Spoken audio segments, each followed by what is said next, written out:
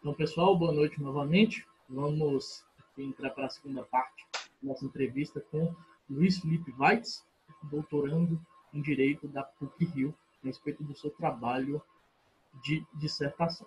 Certo? Agora, nessa segunda parte, nós vamos conversar um pouquinho a respeito do neoliberalismo. Tá? E aí, a primeira pergunta que a gente faz no Weitz é qual a importância que teve o colóquio Walter Lippmann para a restauração do liberalismo ou para a instauração do neoliberalismo? Aí você já aproveita então, e comenta essa questão de que se o neoliberalismo é um liberalismo reativado, certo? Transformado, ou se é realmente já uma coisa nova. Tá? Isso é importante. A palavra é sua, amigo. Obrigado, Dorival. Essa pergunta é muito boa também. Sobre neoliberalismo, que é um tema que também está quente no momento, muita gente falando muito sobre ele, comentando.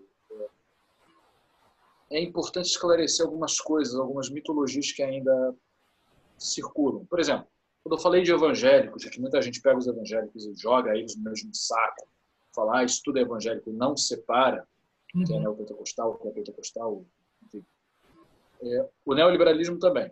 Ele é um liberalismo reinventado, ele é um novo liberalismo, ele é sinônimo de capitalismo, ele é a fase do capitalismo que nós vivemos hoje em dia, ele foi fundado em Montpellier. São interpretações possíveis, mas são insuficientes. E quando as pessoas falam de Montpellier, que é aquela sociedade que existe até hoje, né, fundada na Suíça no final da década de 40, as pessoas se esquecem de uma coisa fundamental na história do pensamento neoliberal, que foi justamente esse colóquio que você falou, né? O colóquio Walter Lippmann, que ocorre em Paris em 1938. O que foi esse colóquio? Bom, para começar, quem é o Walter Lippmann? Walter Lippmann foi eu realmente agora não lembro as datas de nascimento e nem de morte dele, mas ele foi um jornalista norte-americano, ele deve ter nascido ali no final do século XIX, morrido no início da segunda metade do século XX. Chutando aqui, né? Mas foi mais ou menos por aí, eu só não sei as datas fechadas. Ele era um sujeito que tinha uma certa intelectualidade e ele era um cara que estava vinculado aos debates que agitavam o mundo ocidental na primeira metade do século XX, que era a questão, né, uma discussão à direita de como se preserva as liberdades que o liberalismo preservava no mundo que estava vendo cada vez mais crescer os totalitarismos. À direita, por meio da via nazi-fascista, na Alemanha e na Itália, e do lado da esquerda, o totalitarismo soviético na União Soviética. Então, a questão era entender como é que o mundo, que um dia foi liberal, estava enfrentando uma situação em que a liberdade, segundo Walter Lippmann e outros, era cada vez menor e ameaçada por meio desse totalitarismo. E quando a gente fala de liberalismo, quando a gente fala de neoliberalismo, enfim, quando a gente fala de narrativa e historiografia liberal, a gente tem que aprender a linguagem deles. O que eles chamam de totalitarismo não parece, em primeiro momento, um sinônimo de autoritarismo ou ditadura. E sim, eles concordariam que qualquer governo autoritário ou ditatorial é totalitário. Mas a palavra totalitário no vocabulário liberal quer dizer o quê? Quer dizer um Estado, uma determinada forma de organização estatal, no qual o elemento Estado exerce uma determinada conduta e pratica determinadas atividades ou institui determinadas práticas que vão além daquelas para as quais o Estado foi instituído. Ou seja, se o Estado tem uma função específica bem determinada na sociedade, e quando eu digo na sociedade é o organismo social, porque o organismo social, segundo os liberais, ele é uma ordem construída e não uma ordem imposta. Se o Estado extrapola a sua esfera de atuação, então aí nós temos um início de totalitarismo. Então, por exemplo, a educação, se a educação, a sociedade instituiu que a educação deve ser feita dentro de casa, e não pelo Estado, e o Estado impõe um determinado modelo de educação, isso seria uma medida totalitária. Uhum. E isso seria o início de um problema de totalitarismo. Claro que o problema do totalitarismo que o Walter Lippmann estava preocupado era muito mais grave, né? A gente está falando do nazismo, por exemplo. E o Lippmann era um judeu. Então as preocupações dele no momento eram muito outras. Uhum. E ele tenta entender, então, como é que essa sociedade liberal que floresceu durante o século XIX, de repente, sofreu uma derrota terrível no século XX, com o surgimento dessas ditaduras. E, para isso, ele escreve um livro chamado The Good Society, que é esse daqui, que em português foi traduzido como A Grande Sociedade, e em francês foi traduzido como La Cité Libre, a Cidade Livre. Uhum. E para comentar esse livro, que foi lançado em 1938, um grupo de liberais franceses, comandados principalmente por um filósofo francês chamado Louis Rouvier, fez um colóquio em Paris,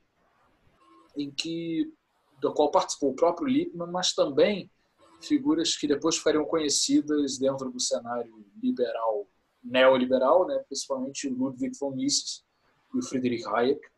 Na época ainda era jovem, ainda sob a batuta do Mises, para tentar discutir como o cânone liberal foi solapado e se era possível restaurá-lo ou se era necessário uma coisa nova. Então, esse era um debate muito quente nessa época, na década de 30. O colóquio foi para discutir esse debate, justamente a problemática da pergunta. Foi para discutir o problema do liberalismo, da sua derrota e da sua eventual ressurreição a partir do livro do Lippmann, né, tomando o livro do Lippmann como base. E durante o colóquio agora não lembro exatamente quanto tempo ele durou, mas ele durou muito pouco tempo. Chegaram a ensaiar, fundar uma sociedade para a investigação do liberalismo, etc. Só que isso foi em 1938, em Paris, e o colóquio congregava americanos, franceses e alemães ou austríacos, né, entre outros. Em 1939 você tem a guerra. Exato. Em 1940 os nazistas invadem Paris. Então todo esse processo, que era uma sementinha de Montpellier, se perdeu e ficou aí 10 anos, mais ou menos, suspenso. Uhum. Só depois que o projeto foi retomado. Tá? Já em Montpellier. Já em Montpellier. Uhum. E com grandes nomes do pensamento. Isso é inegável. Entendi. Mas eu não sei, desculpa, Dorival, eu acabei falando do colóquio, esqueci qual era a pergunta em si. A pergunta era essa mesmo, a importância do colóquio, né? Você situá-lo no debate de nascimento, do nascimento do neoliberalismo, e se esse o neoliberalismo seria uma reinvenção, ou seja, na verdade, uma reinstituição do liberalismo, ou se seria uma coisa nova, né? Sim. O colóquio, como eu disse, ele vai se marcar mais por desejos do que por ações, em virtude da sua curta duração. Mas, sem dúvida, ali ele formulou o problema. Uhum. E ali vão começar a se ensaiar as primeiras soluções. Da mesma forma como o neopentecostalismo não é simplesmente a ressurreição do pentecostalismo clássico, o neoliberalismo não é a ressurreição do liberalismo clássico. Uhum. E durante o colóquio vão ficar marcadas várias posições que vão tentar dar resposta ao problema do liberalismo. Responder essa pergunta. Primeiro, fracassou? Essa pergunta não era difícil de responder. Estamos em Paris, olha para Berlim. Sim, fracassou. Olha a sociedade alemã, que era liberal, olha o que ela é hoje. Aí vem a segunda pergunta, que é mais difícil. Por que fracassou? E, por fim, a terceira pergunta. É possível restaurar? A segunda pergunta é a mais importante. Ela vai influenciar a terceira. E, num determinado momento, os pensamentos parecem convergir para o seguinte. O que aconteceu foi que o liberalismo traiu a si próprio. Ele traiu a si próprio por quê? Porque se o que ele pretendia era preservar a ordem social e econômica das interferências indevidas da ordem política, e ele acabou falhando na sua missão pelas seguintes razões.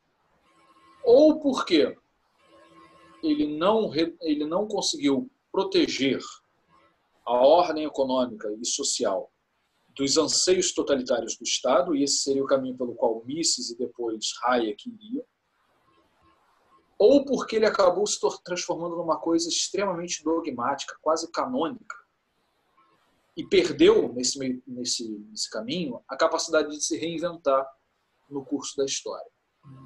De acompanhar as transformações sociais, né? Sim, o liberalismo ele é a profissão de fé da sociedade industrial, capitalista. E o capitalismo, principalmente o capitalismo industrial, ele não só não consegue viver estaticamente, como nenhum capitalismo consegue, mas ele também é um capitalismo que vive da constante inovação. Então ele está sempre reinventando a si mesmo, está sempre digerindo a ele próprio. Ele elimina dentro dele mesmo, de uma maneira quase antropofágica, aquilo que não consegue acompanhar a sua marcha. E, claro, se o capitalismo, assim, abrindo um pouco a conversa para o capitalismo, que não é o objetivo do meu trabalho, mas se o capitalismo é um marco civilizatório, é um modelo civilizatório, então ele compreende elementos políticos, econômicos, mas também culturais. E o dogma liberal clássico, que era o quê? O dogma do laissez-faire, o não intervir no jogo das coisas naturais, e lembrando, o mercado era visto como uma coisa natural. Exato. Essa ideia de não intervenção in absoluto acabou matando o próprio liberalismo. E aqui, nesse momento, o colóquio vai se dividir entre dois pontos de vista da crise do liberalismo, que a gente poderia chamar de, num primeiro momento, os ordoliberais alemães, que são liderados principalmente por um economista alemão chamado Wilhelm von Röpke, e também o Huygens, que era um companheiro intelectual do Röpke. E, do outro lado, os austro-americanos, que são o Mises, o Hayek e depois os Chicago Boys, liderados em parte pelo legado do Hayek, e depois Friedman e outros. Depois vai ter o... Espera que o nome vai vir. Rothbard e sua corrente dos anarcocapitalistas. E é muito importante lembrar que esses caras, quem olha de fora parece que todos eles pensam iguais. Não, se você botar eles para conversar, eles brigam. A direita briga entre si. A esquerda, a gente sabe como é. A esquerda é quase o clube da luta. Mas a direita também briga entre si. E o pouco que eu averiguei ao longo da pesquisa é que Mises, pessoalmente falando, assim, de sentar com ele uma vez de bar, devia ser uma pessoa insuportável. Quase que todo mundo que não concordasse com ele era um socialista em potencial. Então, esses caras têm suas divergências. As divergências não entraram tanto no escopo do meu trabalho, mas quem quiser fazer uma pesquisa mais profunda vai encontrar divergência muito interessante entre eles. Mas o grosso é esse. Assim, se a gente puder resumir para facilitar o trabalho, ordoliberais alemães de um lado, austro-americanos de outro, e alguns elementos que fazem uma conexão entre eles, o Lippmann e o próprio Rougier, em determinado momento.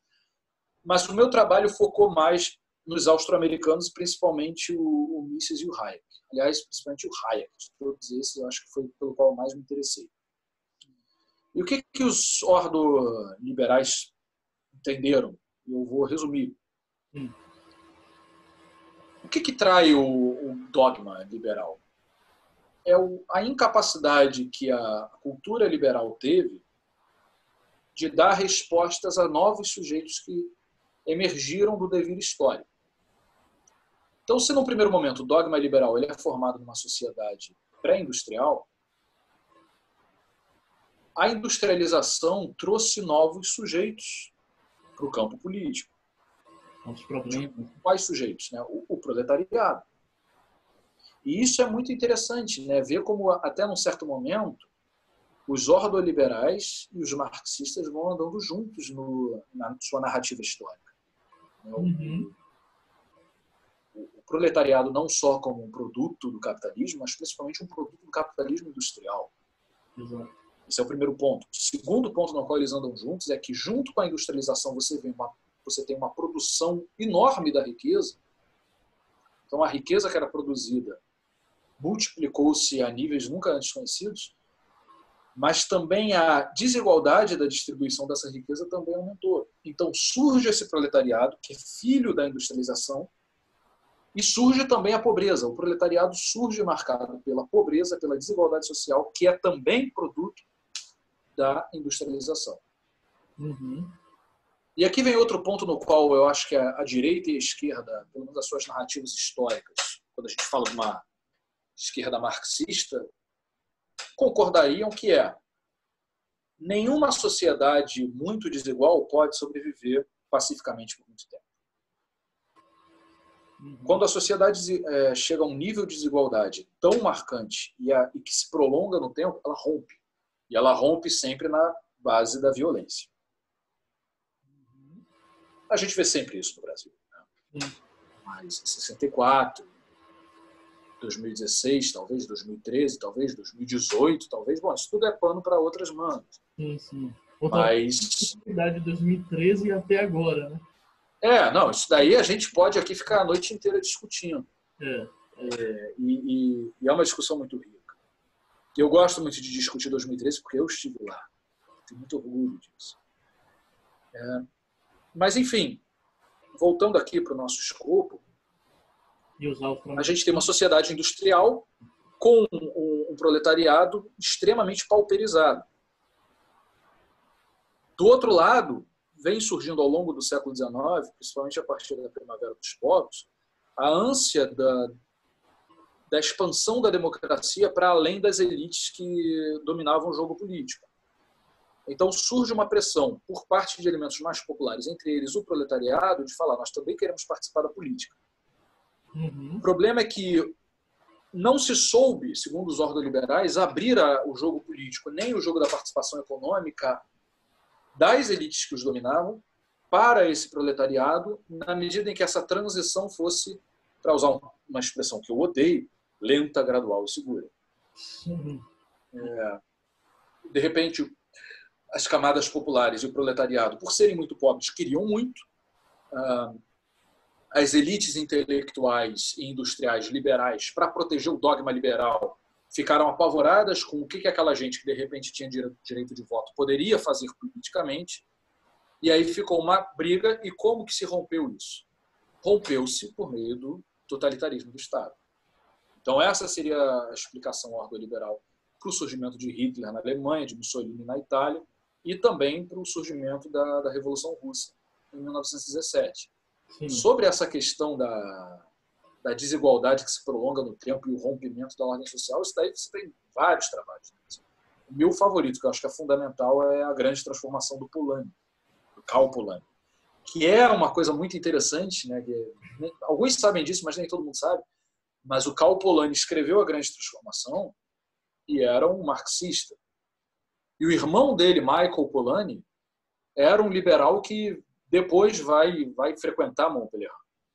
Então, são dois irmãos que são vítimas do nazismo, porque eram judeus que viviam nasceram na Hungria, mas eram de educação alemã, e são forçados a fugir da sua terra natal por causa do avanço dos nazistas.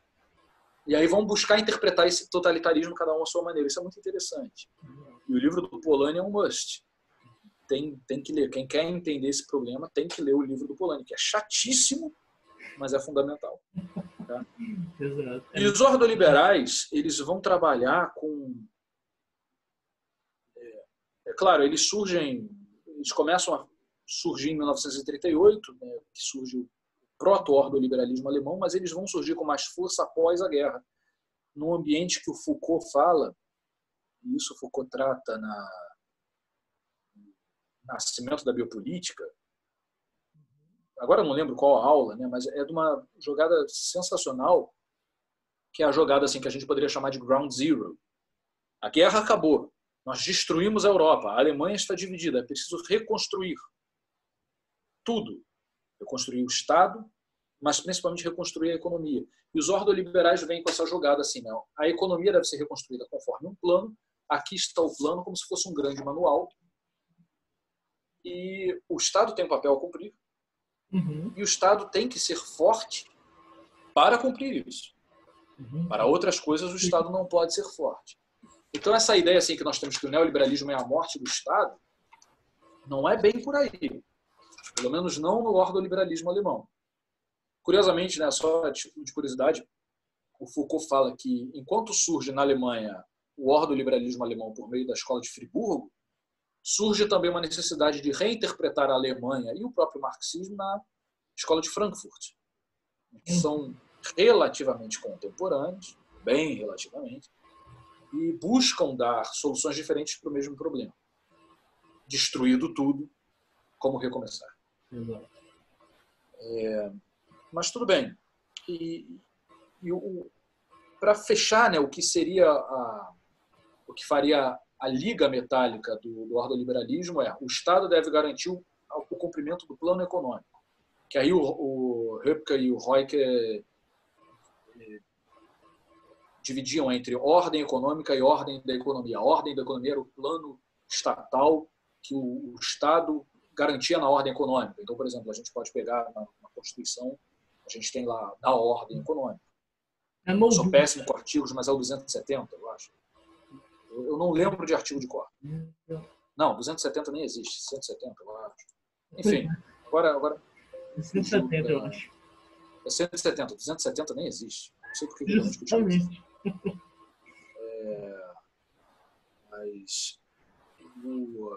Mas ele é um bom advogado. Então, foi só um lápis. Não, mas eu sou, cara, eu não adianta, eu não gravo artigo. Eu não gravo artigo. Não gravo artigo, não gravo número de telefone, não gravo aniversário. Números não funcionam com eles. Eu gravo poesias de cor. Pergunte poesias que eu recito. Mas inclusive tem um poeta, Fagundes Cotrim, que eu gosto muito. Mas o que faria a liga metálica disso? É a ordem cultural. O acontecimento da moral do povo. Enfim, não são exatamente esses os termos, mas existiria a ordem da economia, que seria o que o Estado poria, e a ordem econômica, que seria como a economia se desenvolveria. E isso daí teria que levar em conta a cultura do povo, os valores tradicionais do povo. Então, de certa maneira, a gente pode flertar aí, né, tirar aí alguma coisa do liberal na economia, conservador nos costumes, talvez encontre eco aí. Mas isso é uma coisa que a gente tem que explorar mais a fundo. Chega de ordoliberais, porque não é deles que eu trato no meu trabalho. Vamos passar para os austro-americanos. Se os ordoliberais entendiam que o que traiu o liberalismo e levou ao colapso foi o dogmatismo excessivo na ideia do laissez-faire e a incapacidade de lidar com os anseios dos novos sujeitos políticos, a interpretação que Mises vai dar no colóquio e que só depois, Hayek vai condensar sobre a sua obra de uma maneira intelectualmente muito interessante, é de que o que acabou com o liberalismo foi a incapacidade do liberalismo de lidar com o totalitarismo do Estado, o totalitarismo crescente do Estado. A partir do momento em que o Estado começa a crescer, começa a controlar elementos que antes fluíam livremente, ali a sociedade começa a se corromper e o que corrompe o social corrompe também o político. Então, nunca a liberdade morre por meio do Estado. A liberdade, o surgimento de uma ditadura, na verdade, ela é a consequência, o sintoma e a certeza de que a liberdade já morreu em algum ponto. Já morreu antes. Sim. Aliás, é um efeito. Isso. É um efeito. E a liberdade também não morre da noite para o dia. A liberdade ela é atacada aos poucos. nas suas esferas. E o mercado, né, ele é só uma esfera dessa liberdade. Quando a gente pensa no liberalismo, a gente acha assim, é um mercado livre. A não interferência estatal no mercado. O laissez-faire puro, clássico. Sim, para o liberalismo clássico. Para o neoliberalismo, a coisa é diferente. A liberdade do mercado, não tanto o mercado do seu ponto de vista econômico, mas a forma mercadológica, são o espiral e a constituição da evolução humana. Isso é muito importante. O que é o mercado para Mises? Mises pode ser pensado como um grande economista, mas ele começa apresentando sua obra e tentando se explicar não como um economista, mas como, de certa maneira, um cientista. A grande obra do Mises se chama Ação Humana. Uhum. Para trabalhar a ação humana no meu trabalho, eu li, óbvio que eu não li inteira, porque é um livro muito grande, e tomei partes que me interessavam mais, mas eu li no inglês. Porque isso é uma coisa que eu notei ao longo do meu trabalho, eu não quero aqui criticar ninguém, mas a maior parte dos livros dos neoliberais clássicos austro-americanos, Mises, Hayek, a tradução portuguesa ou brasileira era bem fraquinha. Tá? Eu não vou falar editora porque eu não quero comprometer ninguém, mas eu sugiro, se você puder ler no original, vai no original. Eu não falo alemão, mas o inglês dava para levar. Então, assim eu fiz.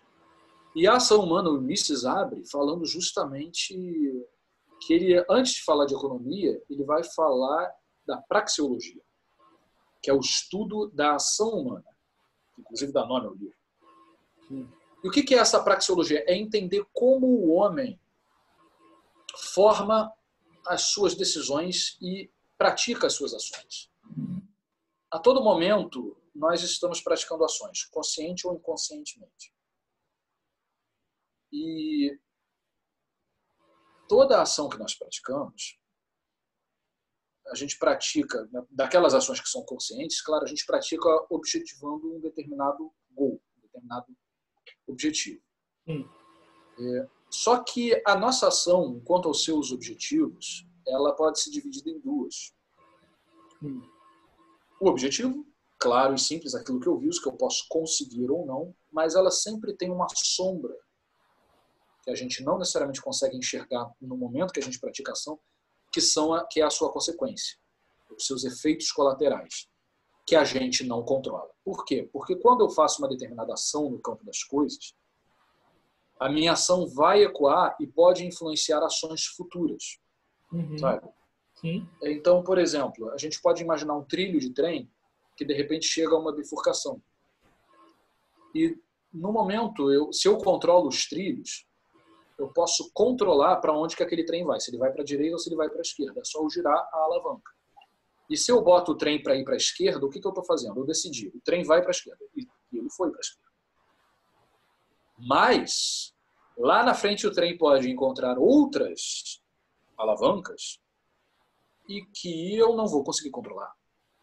Quem vai tomar essa decisão de girar a alavanca para a direita ou para a esquerda vai ser outra pessoa que controla aquelas alavancas. Então, essa seria a sombra das minhas decisões. Eu posso ter girado a alavanca para a esquerda esperando que o trem vá tomar um rumo esperado. Esse trem vai acabar em São Paulo, por exemplo.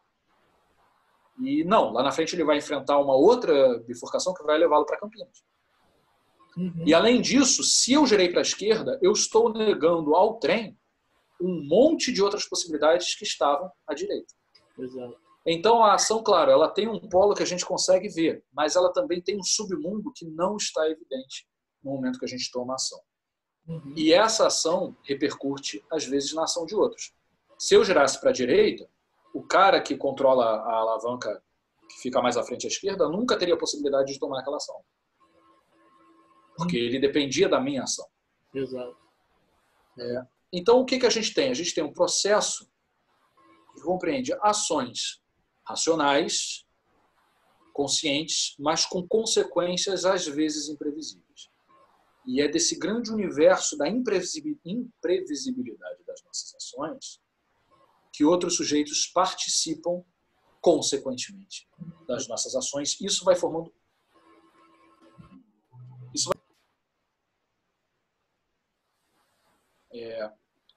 E essa decisão que o homem toma juntada com outras decisões, vai formando uma rede em que as ações e decisões tomadas vão se conectando e você vai estabelecendo, como é que eu poderia dizer, uma previsão de que, se eu tomar determinada ação, num certo sentido, eu consigo prever mais ou menos que a ação o meu próximo vai tomar com base na ação que eu tomei. Então, isso é a praxeologia, é o estudo das ações humanas. E, de certa forma, também o estudo dos efeitos dessas ações, né? Então, é como se você conseguisse começar a estabelecer várias relações de causa e efeito, é isso? Mais ou menos. É o estudo, é uma teoria geral da ação humana, que envolve dizer como as pessoas tomam ações, tomam decisões e praticam ações, porque a ação não é só uma decisão, ela é realmente praticar alguma coisa, né? Praticar uma conduta, ou deixar de praticar. Uhum.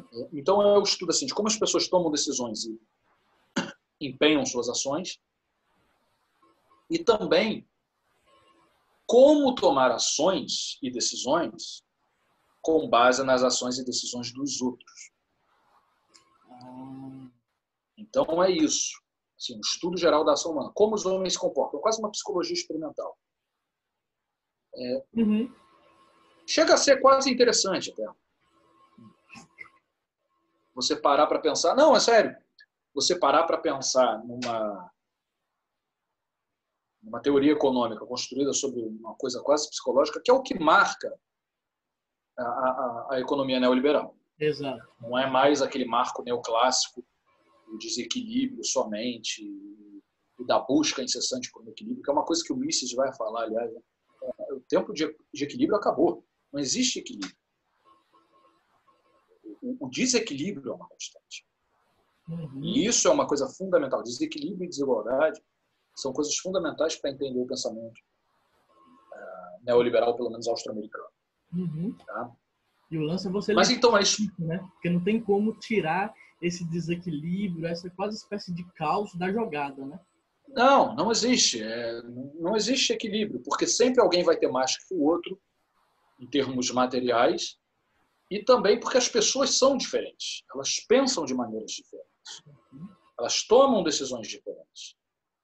Ou seja, em termos também de informação, de conhecimento, de dados, né? Sim, e isso é uma coisa que é muito importante, porque como o universo das tomadas de decisões, o universo praxeológico, ele é muito vasto, ele é imprevisível. E por ele ser imprevisível, isso deduz duas coisas, né? Todo momento as pessoas, em vários lugares que estão reunidas sobre o mesmo ambiente praxeológico, estão tomando decisões que podem ser previsíveis, mas nunca são certas.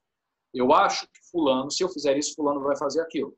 Sim, pode ser que você faça isso e que fulano não faça o que você esperava, isso é possível. Mas essa imprevisibilidade, ela já dá duas características que são fundamentais para entender: praxeologia, Mises, Hayek e o neoliberalismo, que é, em primeiro lugar, por ser imprevisível, no duro ser imprevisível, é um universo de constantes descobertas. Descobertas de coisas novas, descobertas de novas oportunidades. Segundo lugar, por ser um ambiente de tomada de decisão coletiva, por ser imprevisível, não existe nenhum sujeito que participe desse ambiente que consiga controlar todas as informações que circulam naquele ambiente. E, portanto, não consegue controlar na palma da sua mão aquele ambiente. Uhum. E aí a gente já consegue ter um spoiler de entender por que o Estado, quando se comporta como um agente mais do que mercadológico, mas como um agente praxeológico, é tão perigoso para Mises. Uhum. Porque o Estado detém em seu poder, né, aquela coisa weberiana, o Estado é o detentor do uso legítimo da força. Se o Estado detém nas suas mãos vários poderes, o poder de punir, de perseguir, de processar, de prender, eventualmente de matar, de tributar, que envolve, como diria John Marshall, o poder de destruir. Uhum.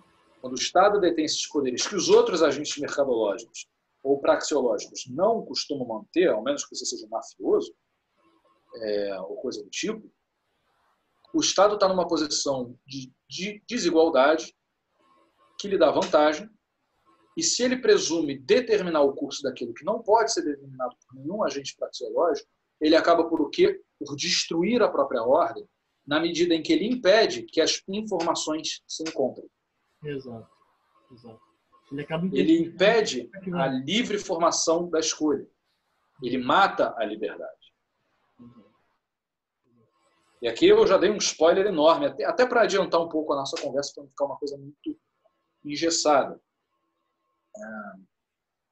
Então, o que o Mises e o Hayek, do ponto de vista austro-americano, no colóquio falam num determinado momento, o Estado começou a participar desse processo de uma maneira indevida. Então, não seria nem dizer assim que o Estado não pode ter um papel mercadológico. Ele não deve. Ele não deve porque sempre que ele participar, ele vai estar tentado a usar o modelo, né, a usar o seu aparato estatal para influenciar no modelo craseado sua própria vontade e vantagem. Tem uma frase do Lord Acton, que era um grande expoente do liberalismo inglês do século XIX e XX, que os neoliberais amam repetir, né?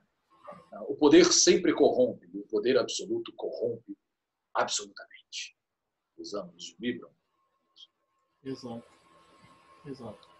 E passando, então, enfim, a gente conseguiu ter uma noção, né, a respeito disso, e dessas divergências que aparentemente permanecem até hoje, a gente consegue deduzir que assim, não existe um conceito de neoliberalismo, né? Um conceito que seja compartilhado por todo mundo, né? Então, normalmente você até pode encontrar grupos de autores que pensam de maneira semelhante, grupos de outros autores que vão pensar mais ou menos sobre uma outra lógica, sobre outras medidas, considerando outras variáveis, né?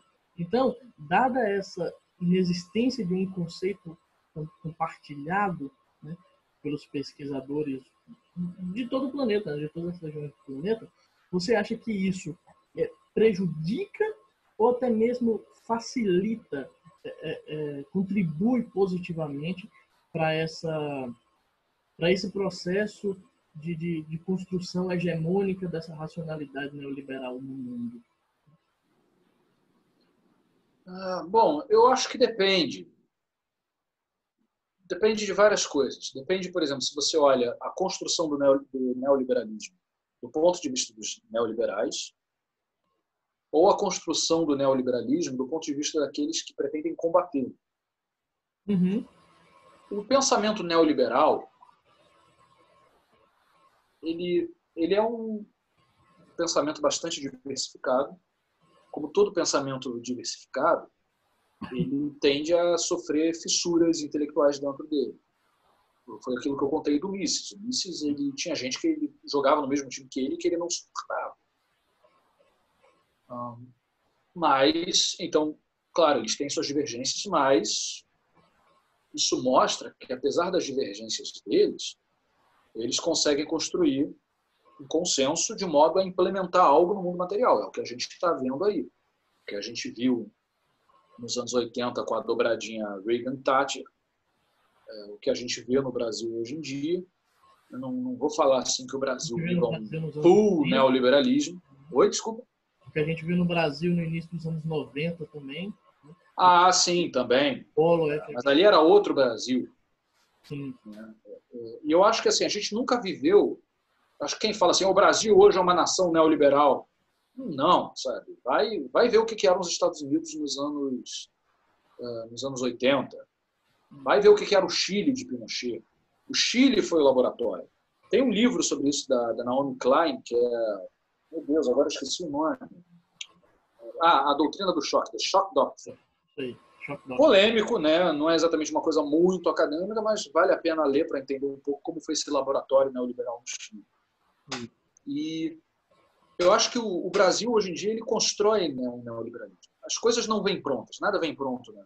Nem na história, nem na política. As coisas se constroem e se destroem. Então, puramente, né? Sempre ocorre transformação. Não é assim, aqui, ó, está pronto, pá, implementa. Não.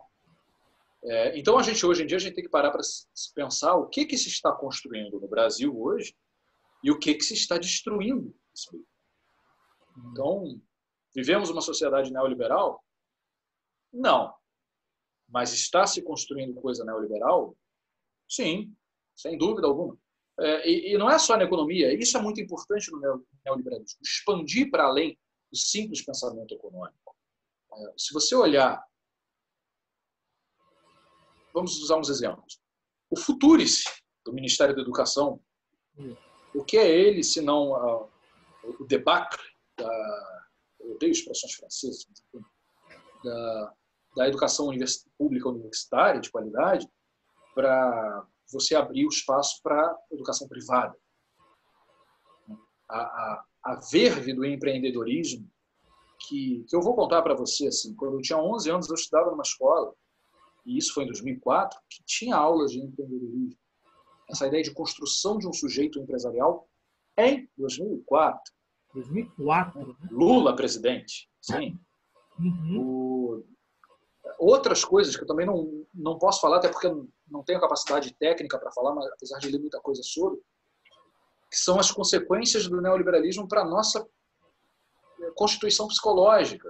Essa coisa extremamente individualista, consumerista e frustrada. E nisso o Christian Dunker escreve muita coisa interessante.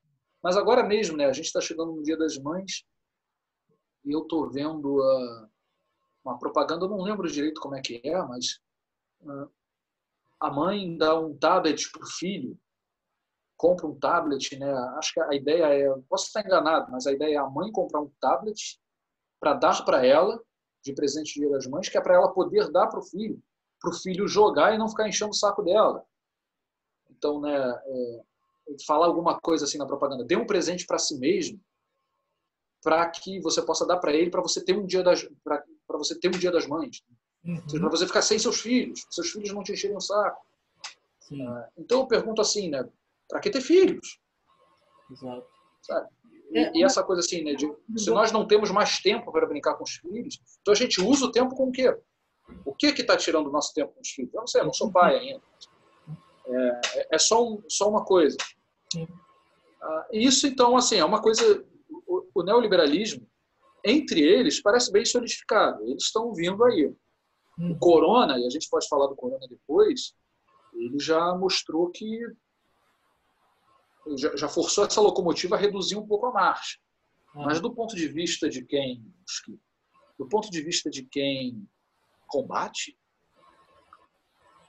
é uma faca de dois gumes. Por exemplo, uma múltipla interpretação sobre o neoliberalismo pode ajudar a gente a compreender as múltiplas facetas do neoliberalismo. Como o que eu falei, a sua faceta na psicologia, a sua faceta na economia, a sua faceta na política, a sua faceta dura, como, por exemplo, Boltanski trata, ou Bourdieu trata, a sua faceta Foucaultiana de formação dos corpos e subjetividades, como Foucault, Darboux, Laval, etc. Mas também, claro, a gente tem que chegar a um consenso de que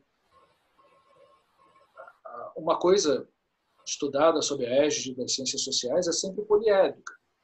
Então, nós podemos enxergar várias facetas da mesma coisa, mas tomar a faceta pelo todo, tomar a parte pelo todo, pode acabar matando o conhecimento sobre a coisa. Entendi. Então, num primeiro momento, sim, a ausência de um consenso sobre o que é neoliberalismo é boa, porque nos ajuda a aprender melhor o objetivo e o objeto. Por outro lado, é ruim no sentido de que a completa discrepância intelectual pode levar à ausência de uma construção de sentido para a coisa que se deve combater. Entendi. Não, perfeito. Muito bom. Pegando então esse gancho aí da da construção das subjetividades, um pouco aí nessa pegada do Foucault, do Dardot e do Laval, do seu trabalho, né? Acho que a gente enfim, poderia perguntar assim, o que leva, né, e trazendo, enfim, pegando esses cânones aí para o seu estudo, mas considerando a doutrina do Hayek e do Mises, né, o que leva a você a dizer no seu trabalho que o mercado é o mecanismo central da formação dos sujeitos e do próprio mundo, né? E como que ocorre esse processo de formação, né? Ou melhor, essa produção de subjetividade, né? E além de como que isso é formado, é produzido, se é possível também você fugir desses padrões, né? Ou se isso é tão, vamos colocar assim, tão totalitário, no sentido de tão estar presente em todos os planos sociais, econômicos, políticos, emocionais, etc. e tal, que já não haveria mais a possibilidade de escapar, né? De fugir dessa produção.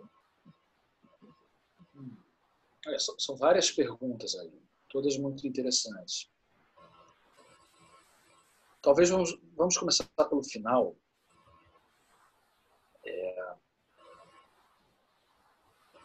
Fugir é muito complicado. Foucault tratava o liberalismo e depois também o neoliberalismo como uma forma política despótica. Era um despotismo.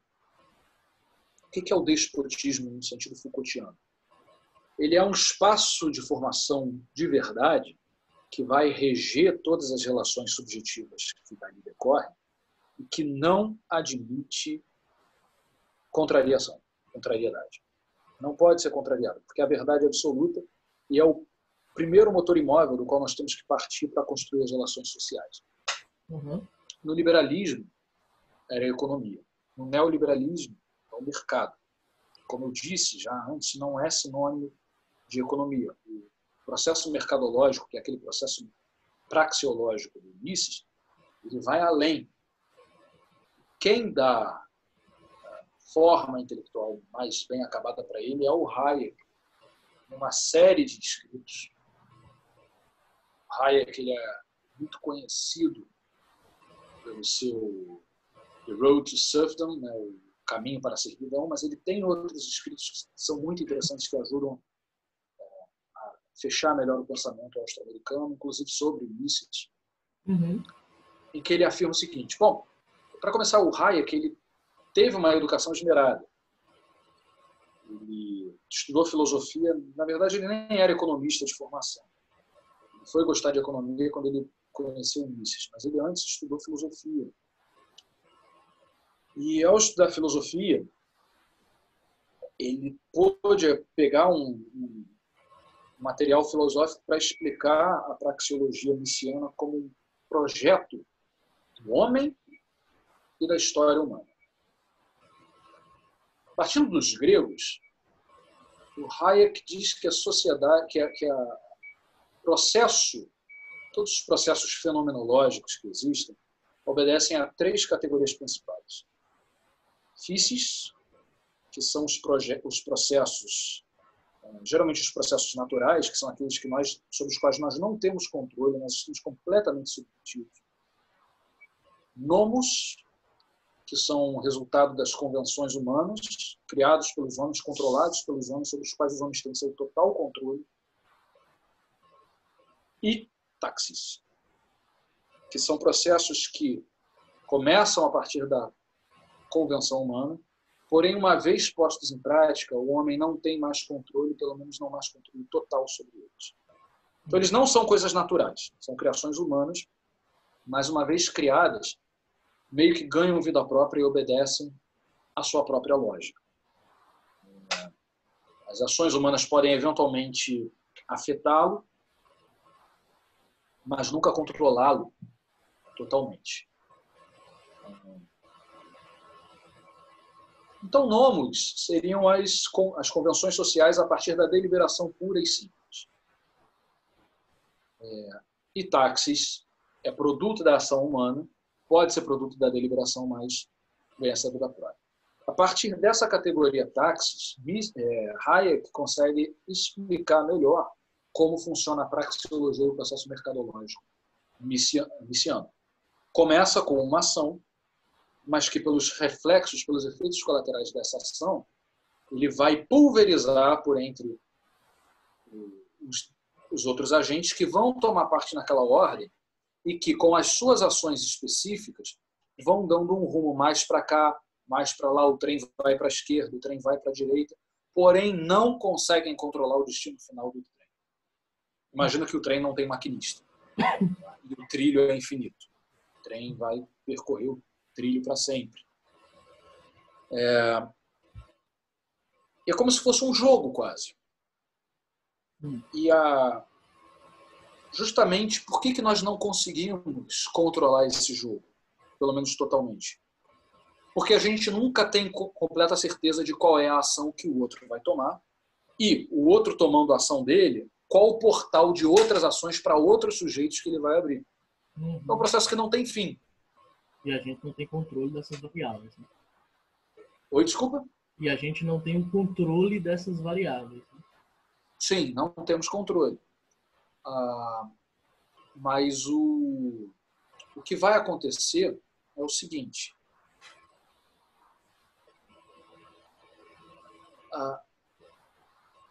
Quando um homem, um determinado agente, percebe essa lógica praxeológica,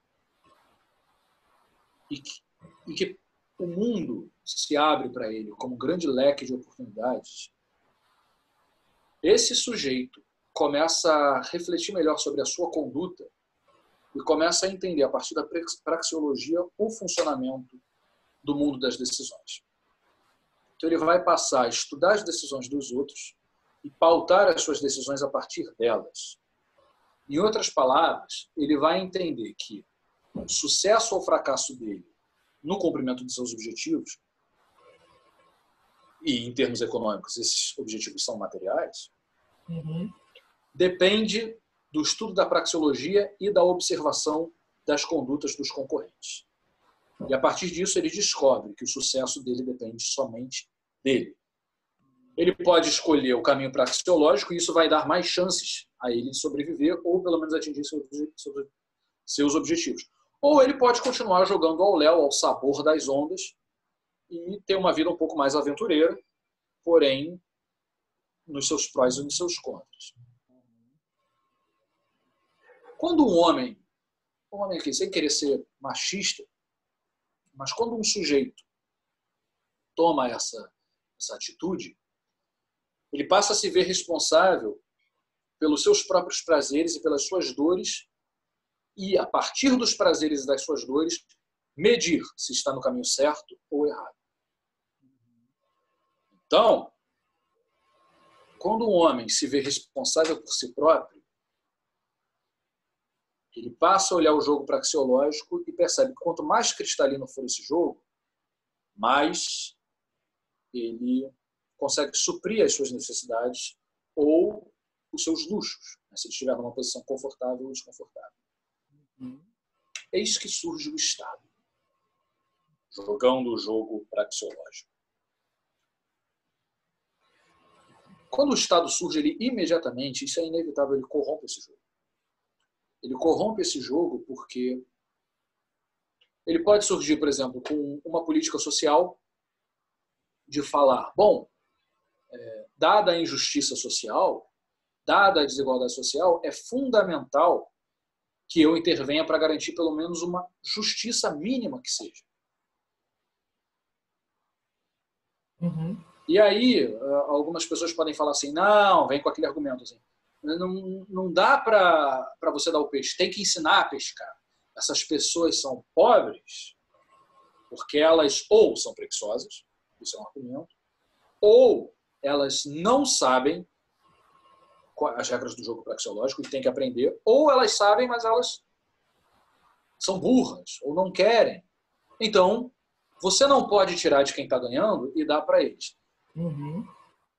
Isso não é uma crença neoliberal, exatamente, porque alguns neoliberais clássicos, como Friedman, vão, de certa maneira, dizer, olha só, tudo bem, você não pode dar o peixe, você tem que ensinar a pescar. Mas quando a pessoa passa fome, ela primeiro precisa comer.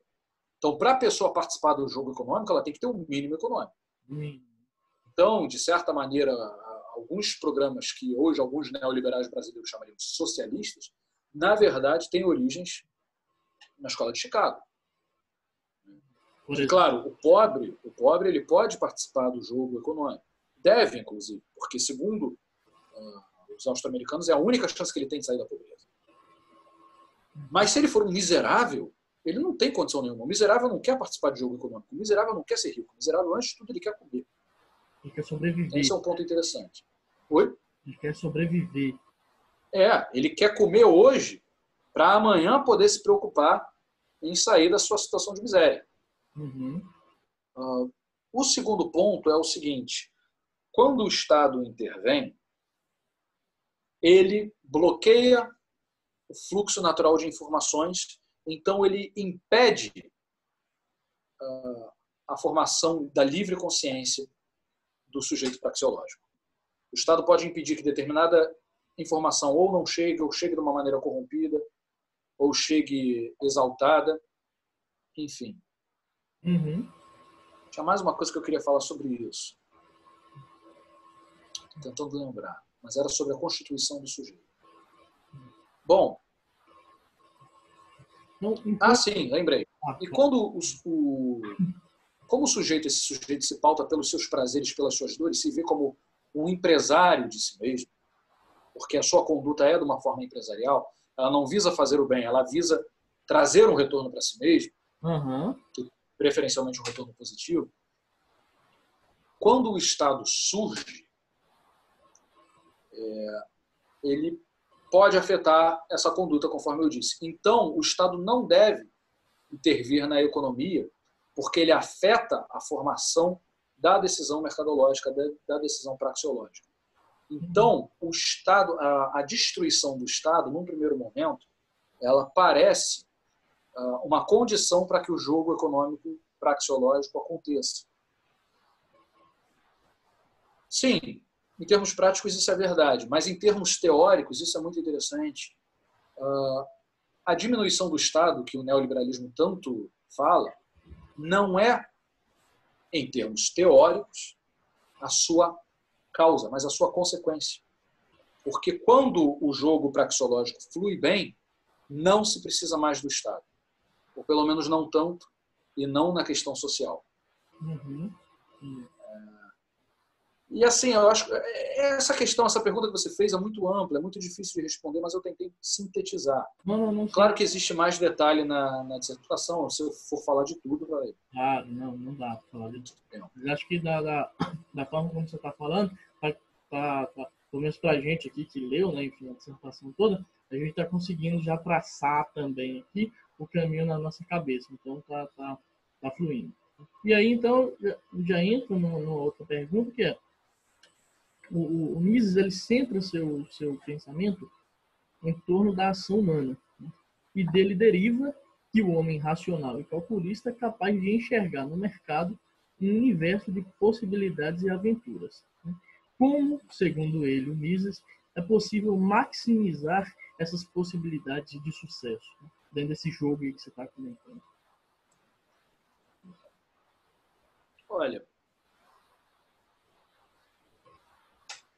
a possibilidade de maximizar, o processo fica maior e mais rico conforme aumenta o número de informações que estão em jogo. E o número de informações que estão em jogo aumentam por dois motivos. Ou pela entrada de novos agentes no processo, que trazem uma história, trazem vontades e desejos que querem ver saciados por meio do aparato mercadológico. Trazem também consigo materiais que não lhes interessam, mas podem interessar ao outro sujeito. Mas, principalmente, a ferramenta fundamental no processo praxeológico é a descoberta do novo. Quando surge a descoberta do novo. Quando surge uma informação nova, quem melhor dominar essa informação já obtém uma vantagem superior aos outros. É por isso que o processo mercadológico não funciona na base do equilíbrio como na economia neoclássica, mas sim pelo desequilíbrio constante. A ordem econômica não para. Sempre surge uma informação nova. Não existe um teto. É um espiral. Se a gente imaginar a forma dele, um determinado agente, com as suas ações e suas informações, se conecta a um outro agente, que se conecta a outro, que se conecta ao primeiro. Então, é uma coisa que vai sempre crescendo circularmente, mas ao mesmo tempo vai sempre subindo. Então, é como se fosse um helicóptero subindo. Uma crescente. É uma crescente em espiral, helicoidal. Então, quando surge essa forma nova, o sujeito que antes toma contato com ela, a apreende, ele tem uma vantagem sobre os outros e, portanto, ele pode desempenhar melhor o jogo mercadológico com mais eficiência. Porém, quando ele toma contato com essa coisa nova, com essa informação nova, e introduz essa novidade no mercado, ela deixa de ser novidade. Outros podem se apropriar dela, outros podem descobrir outras coisas nela. E aí tem uma coisa que o Mises e o Hayek falam muito, que é o papel do knowledge, do conhecimento. O que é esse knowledge? Eu uso esse termo em inglês que é para me referir ao conhecimento mercadológico. O que é esse conhecimento mercadológico? É todo conhecimento que tem valor no mercado.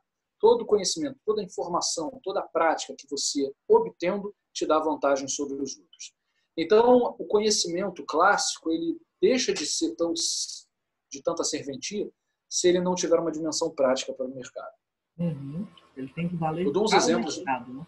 Ele tem para o mercado. Mercado. Porque tudo aquilo que não contribui para o mercado, mas que também não prejudica, é dinamitado, solapado pelo mercado. É esquecido pela história. Esse processo mercadológico é o que faz o devir histórico. Isso é muito importante no pensamento dos dois. Mas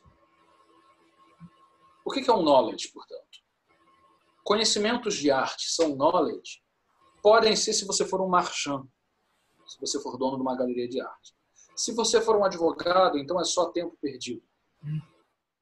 Tá?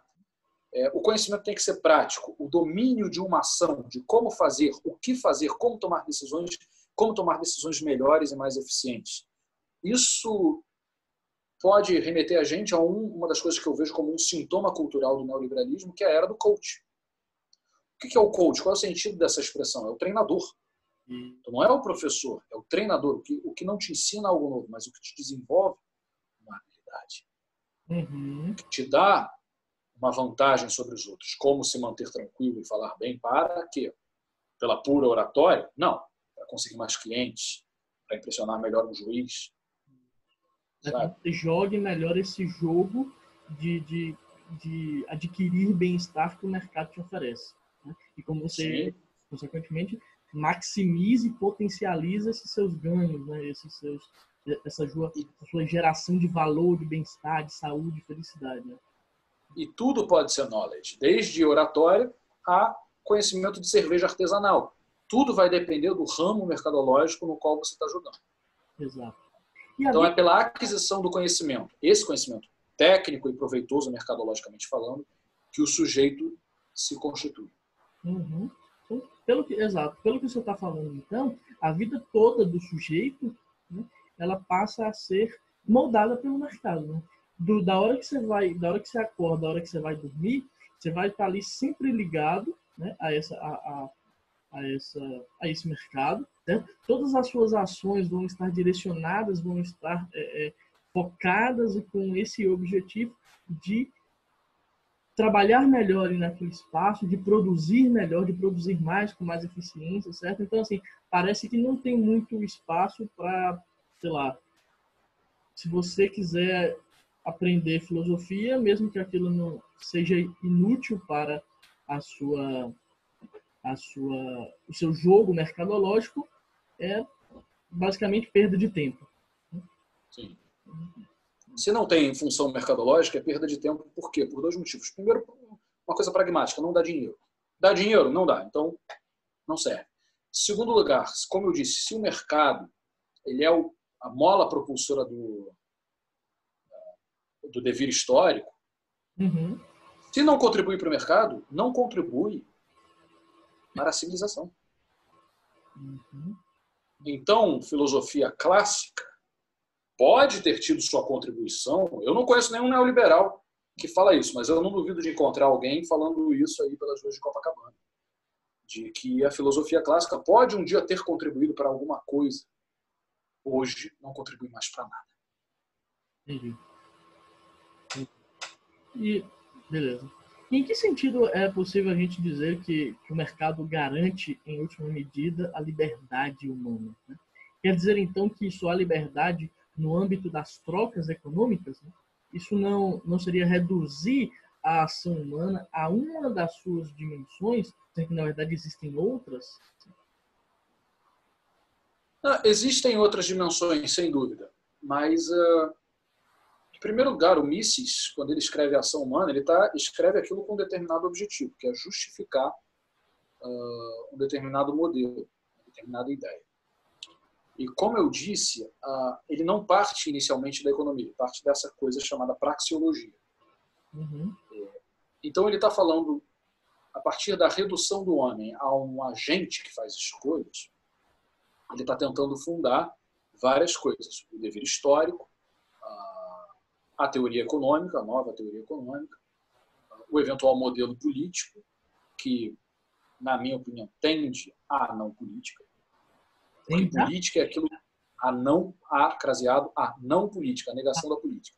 Se a essência da política é deliberação, o mercado não tolera a deliberação.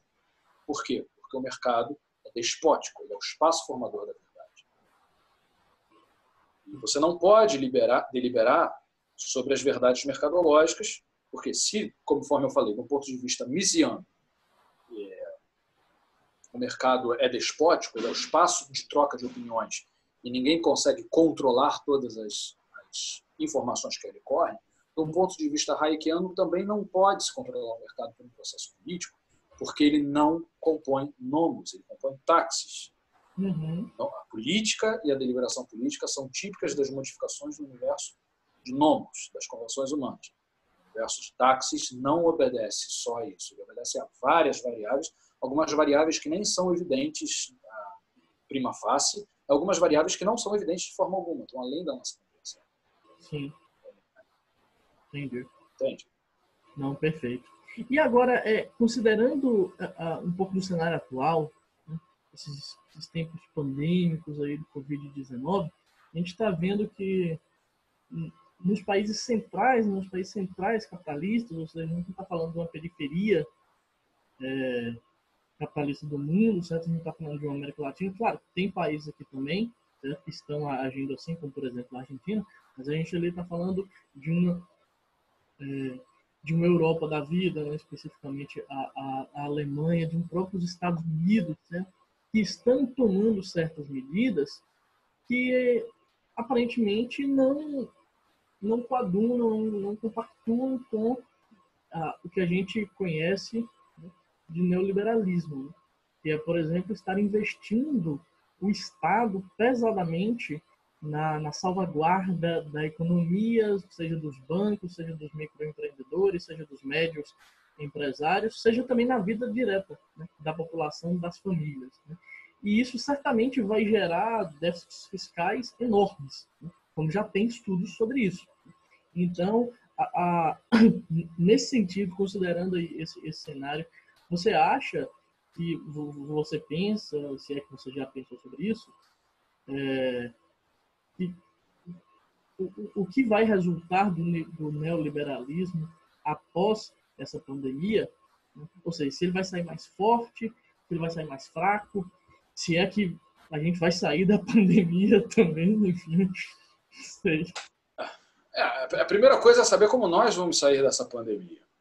É um negócio que está correndo ainda.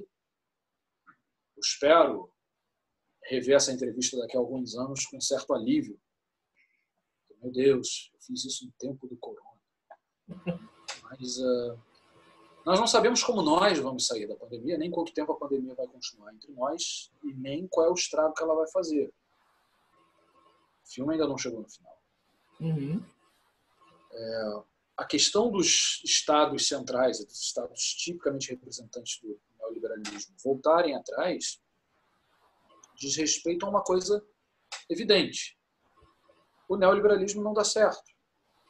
Ele não se sustenta. Essa construção sob a égide do processo mercadológico, do despotismo do mercado, não se sustentam. A vida é uma coisa muito mais complexa. A vida tem incontáveis dimensões, e dimensões, eu não ignoro a dimensão econômica, claro, não ignoro que a gente vive num mundo capitalista, não é isso, mas existem coisas que devem vir primeiro antes de salvar a economia. Infelizmente, nem todos pensam assim. Uhum. É mais importante salvar a economia. Infelizmente, vão morrer pessoas, o vírus está aí, mas é importante salvar a economia. As pessoas pensam desse jeito. Eu acho que não. Acho que o mais importante é salvar vidas. E às vezes eu tenho minhas dúvidas, mas eu acho que a maior parte das pessoas pensa assim também. Também creio. E isso obriga as pessoas a abandonar os países, os grandes centros emanadores do neoliberalismo, a voltar atrás e abandonar um pouco a sua fantasia mercadológica para falar, talvez desse certo num mundo normal, mas num mundo pandêmico, não. Então tem que ver, eu acho que para responder essa pergunta tem que ver como a gente vai sair da pandemia. O fato desses estados voltarem atrás já mostra que não dá para viver no sonho neoliberal para sempre. Ou pelo menos o sonho neoliberal funciona não em tempos de pandemia. Mas uma coisa que me preocupa é que o neoliberalismo, o discurso neoliberal, ele se fortalece muito do partir do discurso de crise. Então os estados terem que abrir as suas reservas, terem que ver seu crescimento diminuir, ter que abandonar políticas econômicas que estavam implementando ou iam implementar para tomar outras de emergência, que você não sabe quais são as consequências a longo prazo e que as consequências, não vamos negar, economicamente falando, podem ser desagradáveis, para dizer o mínimo, podem gerar uma crise, ainda mais no Brasil, que está passando por uma crise, além de sanitária, passa por uma crise econômica, passa por uma crise, eu diria, política, hoje eu acho que eu diria psicológica até, psicopática talvez, pode gerar um ambiente de crise econômica que vai abrir as asas do neoliberalismo para falar, tá vendo? Depois do corona, não dá jeito, temos que fechar a torneira, temos que cortar as asas, temos que restringir, tem que cortar gastos, enfim. Nós já vimos isso com o senhor Temer. Sim. Isso pode voltar de uma maneira mais forte. Sim, entendi. Isso me preocupa. Não, compartilho um pouco também dessa preocupação. Tá, muito bom. Então, agora, voltando, né, mais para o texto, o que significa dizer, então, que o neoliberalismo é a nova razão do mundo? Significa dizer que o neoliberalismo pode ser entendido como uma forma de... A bateria está acabando, peraí. Desculpa. É porque eu acho que o carregador está frouxo, mas dá para continuar. O neoliberalismo ele é uma forma de controle político a partir desse espaço formador da verdade, que é o mercado, esse espaço despótico, mas que principalmente ele cria uma grande rede de controle sobre os indivíduos, sobre os sujeitos, e produz a partir desse espaço despótico, dessa norma, para usar um termo bem Foucaultiano, a construção de um sujeito que se pauta pela forma empresa, se governa por essa forma empresa, que a sua totalidade existencial é varrida por uma norma de concorrência em que os recursos são poucos, em que todos querem o mesmo que você e que você precisa derrotar os outros nesse jogo louco e paranoico e, por que não, esquizofrênico. E que cada sujeito é responsável por si só. O seu sucesso, a sua derrota só dependem de você. Ninguém pode te ajudar. Isso tem um potencial. Desculpa? Não, desculpa, pode concluir aí, depois eu pergunto. Então, assim, por exemplo, eu posso pensar na minha criação enquanto menino barrense dos anos 90 e que eu fui criado, para mim, me prometeram o mundo. Você vai estudar nas melhores escolas, você vai fazer inglês, você vai fazer isso para ser alguém na vida, para ser rico, para ser bem-sucedido, para vencer na vida, para vencer. Mas o que é vencer na vida? Vencer quem? Ah, cumprir os seus objetivos, mas que objetivos? Pela ordem, excelência. Um momento, eu sequer pedi para nascer. É o quê? É RPG? Sabe? Então, esses exemplos parecem cômicos, mas eles raspam a casquinha do processo neoliberal. Uhum. Desse modo, essa nova razão de mundo é o modo como nós nos vemos e vemos os outros e vemos o mundo à nossa volta. Uma grande concorrência, um grande jogo onde alguns vão ganhar e alguns vão perder. Tente não perder. Uhum. Sabe? E nesse sentido, acho que a gente pode fazer um link voltar ao início da entrevista, que é para falar um pouco da Igreja Universal, de como eu construí esse link que eu chamei do homem urdiano. O que é o homem urdiano? Ele não é, no trabalho, ele não é só o fiel da Universal, ele é o fiel da Universal que se pauta como um empresário de si mesmo. Um empreendedor de si mesmo. Né? Sobre isso, sim.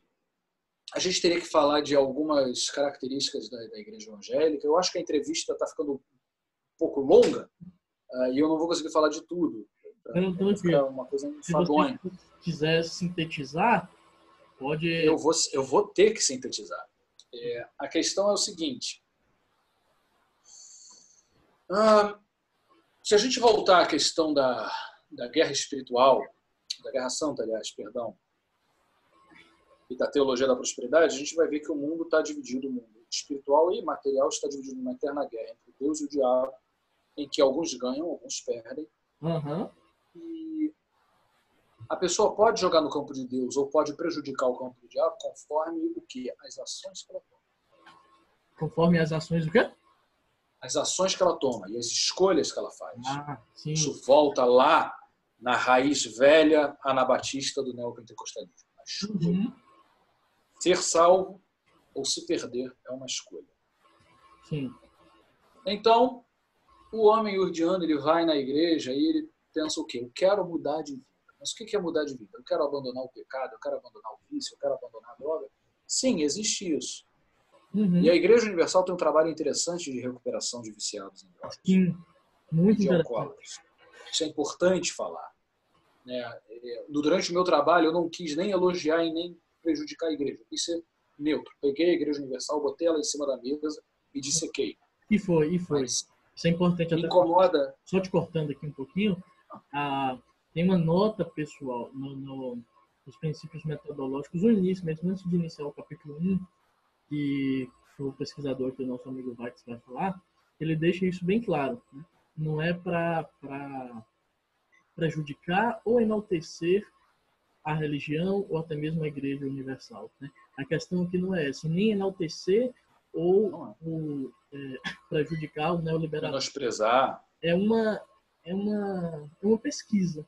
Né? Então, é um estudo em que, nos termos aí que até Vades colocou aqui na entrevista, basicamente de dissecação. Você procura ali os elementos e fala daquilo. Então, assim, temos aqui todo um respeito pelos pensadores, certo? Dessa doutrina, de outras doutrinas. Temos também aqui todo um respeito pelos religiosos da Igreja Universal e das outras igrejas, né? Que isso é importante considerar. Mas, assim, me incomoda um pouco esse discurso de uma máquina de dinheiro, lavagem de dinheiro, roubam as pessoas, a figura do pastor trambiqueiro. Não é por aí. Ou, pelo menos, não é por aí que o meu trabalho foi. Uhum. O sujeito que entra num templo da Universal, ele quer mudar de vida. Ele não vai também lá para, vou ver como é que é. É legal, vou voltar domingo que vem. Não. Ele quer mudar de vida. O que é essa mudança de vida? Bom, para uma pessoa que é dependente químico, é largar o vício. Para uma pessoa que tem um casamento conturbado, é ter uma paz conjugal. Só que boa parte da clientela da IURD, né, do público que vai lá, eles querem mudar de vida porque eles querem se tornar empresários. E empresário não é só assim, ter rios de dinheiro, mas empresário é, acima de tudo, uma condição. É ser senhor do próprio destino. Não ser mais funcionário, não ter mais patrão, não ter mais salário, não ter mais que bater ponto. É mudar de vida e ser senhor do próprio destino, responsável pelos próprios prazeres e pelas próprias coisas. Ou seja, Aí, não é nem só no aspecto econômico, em todos os aspectos da vida. Né? é um aspecto existencial, Isso. é um aspecto subjetivo. E quem muda a sua vida é você, não é Deus. Deus te ajuda. Mas quem muda é você, a partir da sua escolha. Isso é Óbvio muito... que a chance de dar errado é enorme.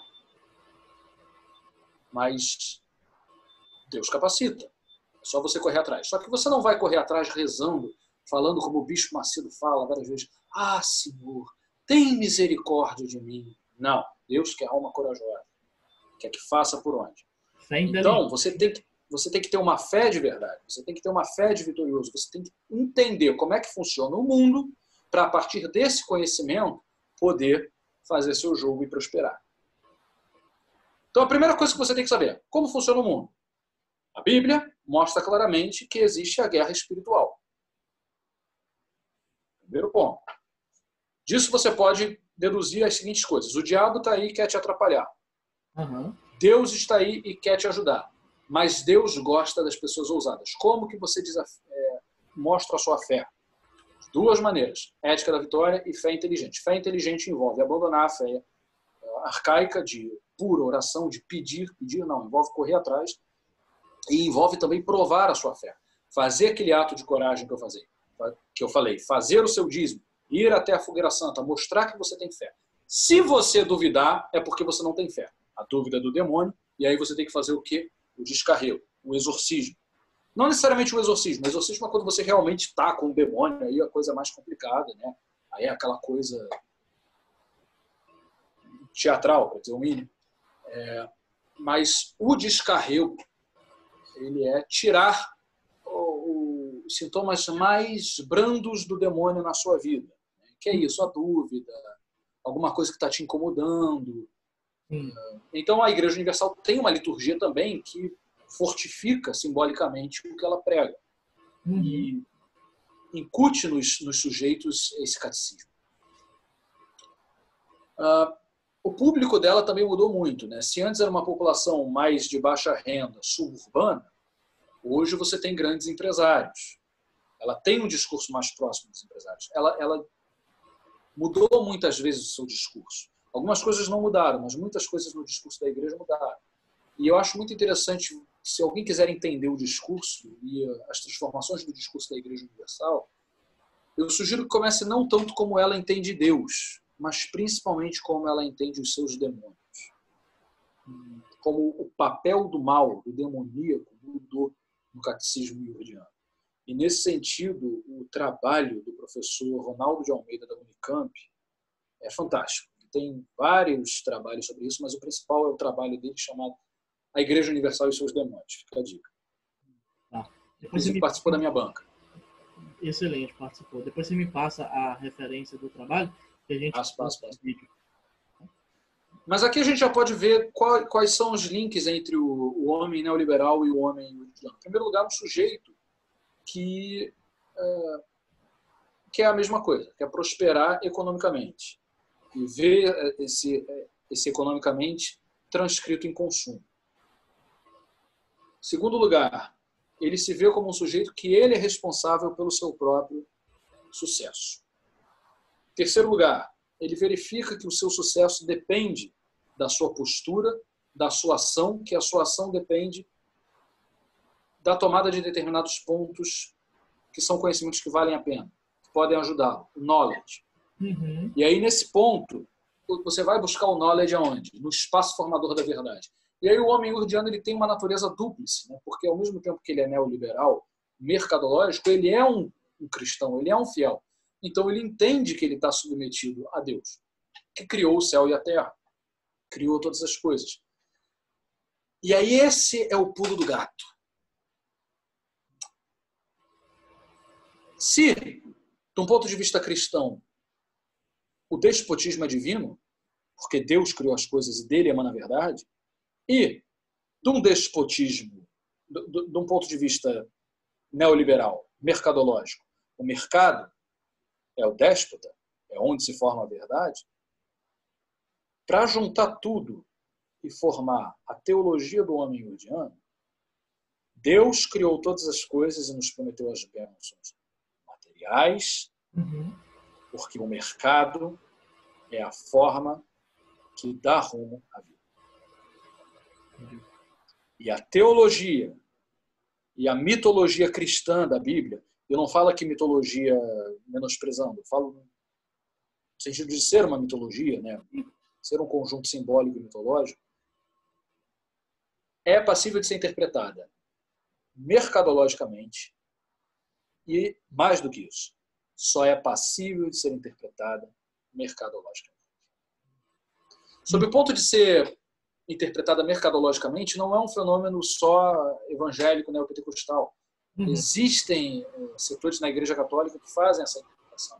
Existe nos Estados Unidos o Acton Institute, que é um instituto moral da direita católica norte-americana, que tem muitos livros, muitas publicações sobre isso. E quem tiver interesse nisso, vale a pena dar uma olhada no que eles publicam.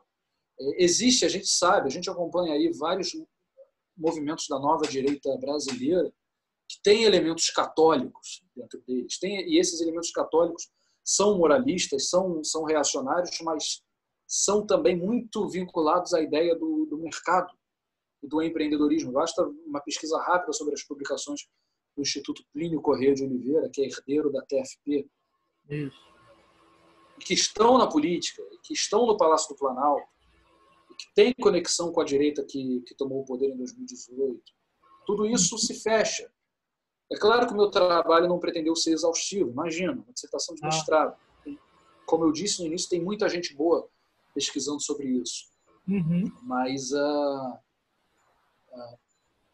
dá pano para muita manga. Eu simplesmente fiz uma contribuição minúscula. Eu gostaria de contribuir mais no meu trabalho. Eu gostaria de contribuir mais na entrevista, mas não dá para falar tudo. Sim, claro. Muitas coisas vão ser deixadas de fora, mas eu estou aberto aí estou aberto a novas, a contribuir com as minhas informações, com o meu knowledge para quem tem interesse em Perfeito. Construir algo com eles. Enfim, Não, é isso. Tá ótimo, amigo. Acho que, enfim, que esse finalzinho aqui foi um pouco corrido, mas deu para, sobretudo, enfim, se alguém não conseguiu entender alguma parte, a gente sugere fortemente que vá efetivamente na leitura, né? Que não é uma leitura densa, é uma leitura assim, fluida, o que não significa dizer que ela é rasa, tá? Mas a forma de escrever é que não é truncada. Então dá para você sentar e ler a dissertação e ficar tranquilo das ideias, sabe? Com a mente não tão cansada. Então é nesse aspecto que a gente está falando. Então isso é mais outro mérito da dissertação aí do nosso amigo Weitz, que ele está falando que foi uma contribuição minúscula, mas na verdade foi uma contribuição muito importante, porque a forma como ele construiu o raciocínio é que foi muito interessante. Tá? Os autores que ele utilizou, o procedimento mesmo metodológico que ele fez, né, que não deu tempo que a gente falar na entrevista, mas ele assistiu a vários cultos de 2011 a 2018, então tem um farto material aí. Ele lia também os jornais da Folha Universal, né? Acho que esse é o nome. Folha Universal. Folha Universal. Aprendi até a cantar algumas músicas. Olha, tá vendo? Então, foi um trabalho muito, muito bem feito, muito bem elaborado. Né? E quem for verificar, quem for ler, vai de fato verificar essa questão. Né? Mas para a gente, então, muito obrigado, Weitz, por aceitar participar aqui desse projeto, que é experimental, tá? É inicial, vocês conseguem até perceber aqui a nossa própria, vamos colocar assim, falta de profissionalismo, né? Porque a gente não é profissional nesse sentido. Mas esse relativo essa relativa soltura com que a gente deixou de levar aqui na entrevista, né, de não ficar assim tão apegado a tantos detalhes, porque essa não é efetivamente a nossa profissão, né? Mas um pouco aqui das nossas ideias, das nossas vontades, das nossas aspirações, é levar mesmo um conhecimento de qualidade, né, produzido com qualidade para a população, né, para fazer com que debates surjam, novas ideias aí e novas teses sejam formuladas, estas teses que foram aqui expostas sejam debatidas, né? Então, é para contribuir. Né? E para a gente não terminar, né, só falando da dissertação, acho que a gente pode trazer novamente mais um pouquinho para a realidade do mundo atual, especificamente do Brasil, né, atual, considerando o homem iurdiano e o homem neoliberal, homem aqui no sentido de sujeito, tá, de ser humano, né, a gente perguntaria o seguinte para você, Vaz. Você visualiza o governo Bolsonaro como uma junção da biopolítica neoliberal iurdiana, né, já sintetizando aqui, congregando todos os seus termos, né? Ou você acha que não tem lá muito a ver com isso? Enfim, como que você lê? Eu não quero dar spoiler da minha tese de doutorado, mas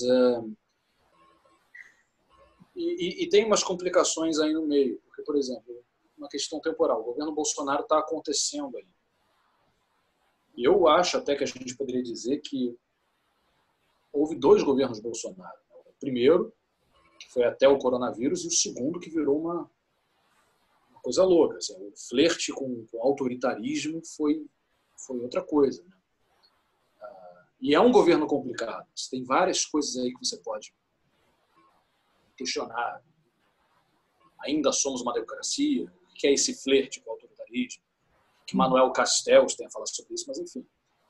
E outra coisa que eu acho complicada é que o Bolsonaro e o bolsonarismo têm entre a sua composição uma base evangélica muito forte, mas que, se ela é muito expressiva, ela também é muito amorfa e contraditória. Para você ter uma ideia, a Igreja Universal não é nem mesmo a maior denominação evangélica do Brasil e nem é a maior denominação evangélica na política brasileira, pelo menos se a gente tomar o Congresso Nacional. Da bancada evangélica, o grosso é da Assembleia de Deus, que é até hoje a maior denominação evangélica brasileira. Pelo menos eu estou usando dados do censo de 2010, né? Em 2020 ia sair um novo censo, não sei se vai sair, né? Vai depender aí de como o ano vai se comportar. Uhum.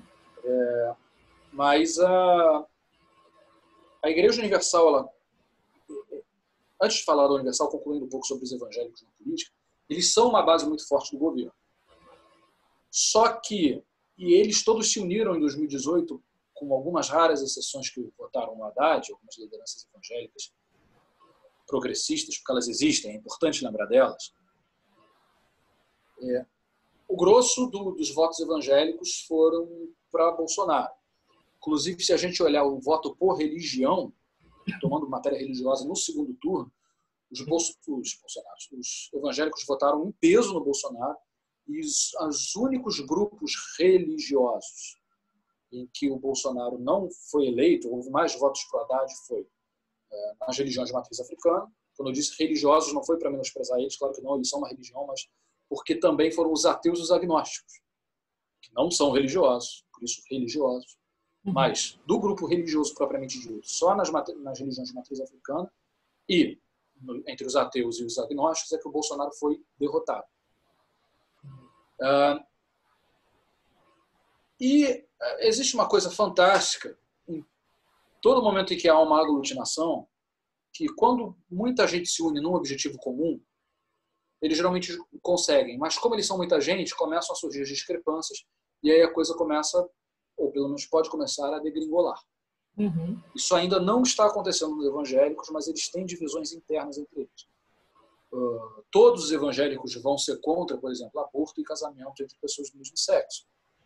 Mas muitos evangélicos vão discordar sobre pena de morte, tortura, porte de armas. E vão discordar pesadamente, até porque Jesus foi torturado e foi condenado à morte. E eles levantam esses pontos nas igrejas. E, falando mais especificamente da Igreja Universal, ela ainda tem um comportamento muito inédito quanto ao bolsonarismo. Por exemplo, a Igreja Universal sempre apoiou o governo petista. E o Edir Macedo foi um dos últimos a pular fora do barco, às vésperas do impeachment da Dilma. Quando o Crivella, que na época era senador da República e é sobrinho do Edir Macedo, votou pelo sim no julgamento no Senado. Uhum. Por outro lado, a Igreja Universal, se ela não é nem maioria no evangelismo brasileiro, no número de evangélicos, nem a maioria nos parlamentares, ela tem um modo de comportamento muito diferenciado, porque a Igreja Universal, se ela tem um braço midiático, que é a Record, ou pelo menos a gente poderia entender isso, ela tem também um braço político, que é o PRB, antigo PL, que é o braço político dela, o partido da Igreja na política brasileira. Entendi. Então, se a Assembleia de Deus tem muitos deputados, esses deputados são de várias subdenominações da Assembleia de Deus e distribuídos por vários partidos. A Igreja Universal não. A Igreja Universal ela é uma igreja e ela tem um partido dela. Então ela tem um braço político muito bem definido lá dentro. Entendi. E o Bispo Macedo, se eu achar, está aqui em algum lugar, está aqui. Ele tem esse livrinho publicado em 2006, chamado Projeto de Poder. E o título é autoexplicativo. E o Projeto de Poder, quem assina é Edir Macedo, não é Jair Bolsonaro. O que é este Projeto de Poder urgente? Em que medida ele casa com o bolsonarismo? Essas são perguntas de ouro. Para terminar, duas publicações relativamente recentes que eu acho que valem a pena ser comentadas. Sobre a Igreja Universal, tem um livro muito bom do Gilberto Nascimento, chamado O Reino, a história de Edir Macedo e uma radiografia da Igreja Universal. A editora é a Companhia das Letras. Foi lançado ano passado. Vale a pena. E esse livro aqui também da Andréa Dipp, que é uma jornalista, Em Nome de Quem? A Bancada Evangélica e seu Projeto de Poder. A editora é a Civilização Brasileira. Ele é de 2018, se eu não falo... É isso, 2018. Então, são trabalhos relativamente recentes. Nenhum deles é acadêmico. O trabalho da Andréa Dipp, eu li, é muito bom, uma leitura que flui muito, é uma investigação jornalística muito boa. Eu tenho minhas críticas acadêmicas, mas eu sei que, volto a dizer, não foi pensado para ser um trabalho acadêmico. Sim. E eu tenho minhas críticas também à bancada evangélica. Cuidado, que, como eu disse no início, evangélico não é heterogêneo, não é homogêneo, é heterogêneo. Então, bancada evangélica, sim, são eles, aqueles ali, mas entre eles têm as divergências. Enfim, tudo isso se discute, né? Eu tenho um professor que fala que a vida é muito complicada. Sim. Mas é isso, Dorival. Muito complicado. Alguma coisa?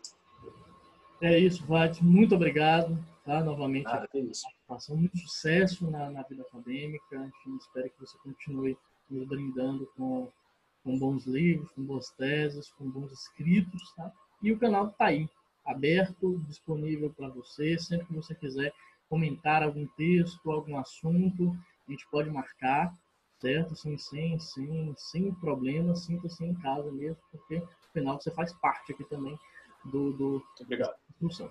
Beleza? Muito obrigado. É isso, amigo. Obrigado, tá? Tchau, tchau.